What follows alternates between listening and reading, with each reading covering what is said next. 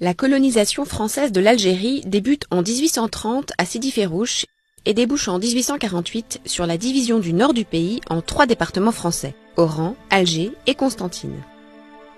La soumission de l'Est algérien s'achève en 1857 en Kabylie. La conquête du Sahara s'accélère à partir de 1898 pour s'achever en 1918. La guerre de conquête de l'Algérie a été brutale et longue.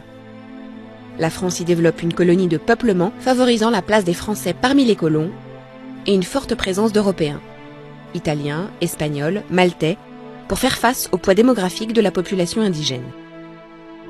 Mais l'empire colonial français est déstabilisé dès mai 1945 avec les répressions de Sétif et Guelma en Algérie qui radicalisent le sentiment nationaliste.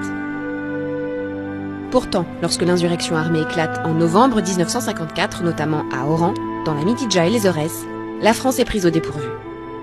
Après 7 ans et 4 mois de guerre, le 18 mars 1962, les représentants français et ceux du gouvernement provisoire de la République algérienne, GPRA, signent les accords d'Évian. Aboutissement de longs mois de pourparlers entamés dans le secret en juin 1960, les accords sont signés après de difficiles négociations. Ils règlent les conditions de l'autodétermination des Algériens et traitent, entre autres, de l'indépendance du pays et de la sécurité des Français d'Algérie.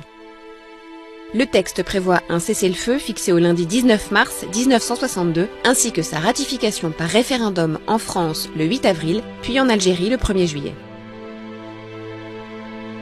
Ce référendum sur l'indépendance ayant donné 80